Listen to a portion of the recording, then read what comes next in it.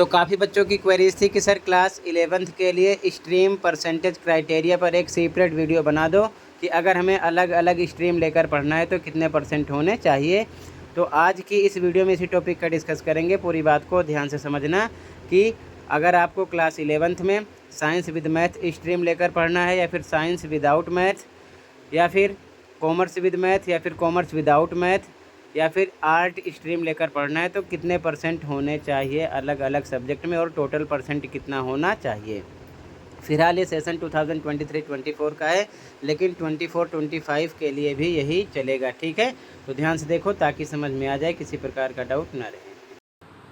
तो पूरी बात को ध्यान से समझना है कि किस स्ट्रीम में कितने % की ज़रूरत पड़ेगी, कौन से सब्जेक्ट में कितना % होना चाहिए, ताकि इस टॉपिक से रिलेटेड किसी प्रकार का डाउट ना रहे।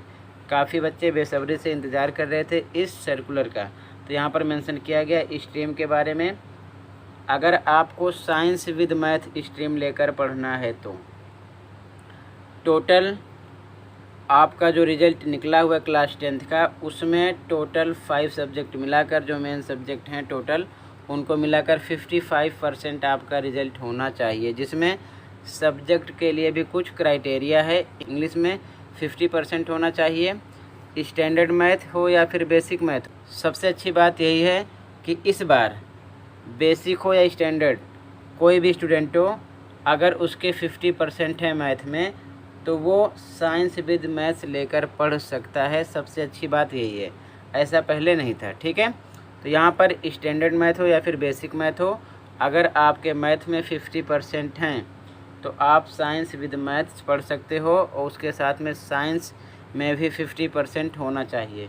तो कहने का मतलब साइंस विद मैथ के लिए 55% आपका रिजल्ट होना चाहिए, उसमें इंग्लिश में 50%, स्टैंडर्ड हो या फिर बेसिक मैथ हो 50%, साइंस में 50% होना चाहिए।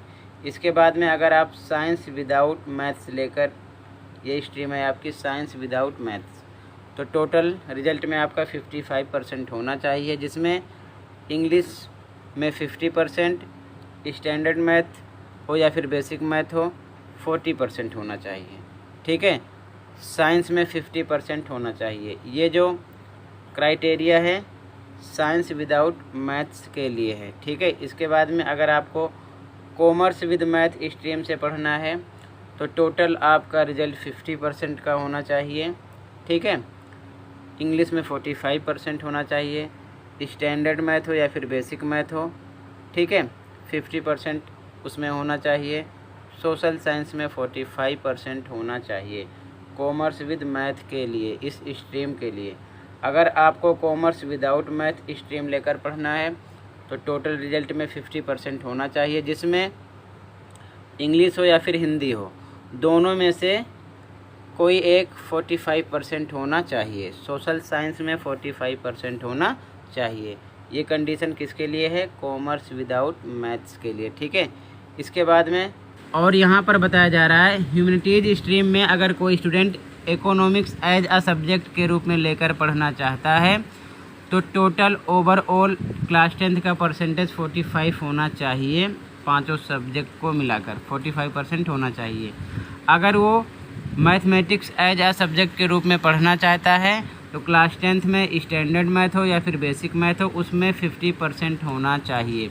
और यहाँ पर यह भी बताया जा रहा है कि कोई भी स्कूल, अगर कोई भी स्टूडेंट क्लास 10th के रिजल्ट में पास डिक्लेयर हुआ है, ह्यूमैनिटी लेकर पढ़ना चाहता है, तो उसको मना नहीं किया जाएगा, उसको ये सब्जेक्ट प्रोवाइड किए जाएंगे। ठीक है, आगे देखो ध्यान से, सबसे इम्पोर्टेंट चीज़, कुछ स्टूडेंट को कुछ छूट मिलेगी। यहाँ पर मेंशन किया गया है 5% की छूट है उनके लिए, अगर वो SC ST माइनॉरिटीज़, OBC या फिर कश्मीरी माइग्रेंट्स या फिर कोई ऐसा स्टूडेंट जो नेशनल गेम्स में फर्स्ट, सेकंड, थर्ड पोजीशन लिया हो, ठीक है ना, पाया हो, तो 5% का उसे डिस्काउंट मिलेगा अगर इन सभी कैटेगरी में वो आ रहा है तो। ठीक है, यहाँ पर बताया जा रहा है कि 5% मार्क्स इन ऑल सब्जेक्ट्स। ठीक है, उनको 5% की छूट मिलेगी सभी सब्जेक्ट में। एग्जाम्पल के तौर पर मान लो इस कैटेगरी में से कोई भी स्टूडेंट साइंस विद मैथ्स लेकर पढ़ना चाहता है तो टोटल तो 45% होने चाहिए, लेकिन इंग्लिश में मान लो उसका 45 है या फिर स्टैंडर्ड मैथ है 45 है, तो प्लस 5% का डिस्काउंट मिलेगा, 50 मान लिया जाएगा। यही चीज़ समझाने वाली बात है, ठीक है। तो आई होप आपके पूरे डाउट क्लियर हो गए होंगे इस टॉपिक से रिलेटेड। तो आज की वीडियो में इतना ही था। अगर इस टॉपिक से रिलेटेड किसी प्रकार का डाउट है, आपके दिमाग में कुछ क्वेश्चन चल रहा है, तो कमेंट कर दीजिए, उसका सॉल्यूशन मिल जाएगा आपको। मिलते हैं अगले वीडियो में। अगर वीडियो अच्छी लगी तो लाइक कर सकते हो, चैनल पर नए हो सब्सक्राइब कर सकते हो। Thank you for watching this video and take care.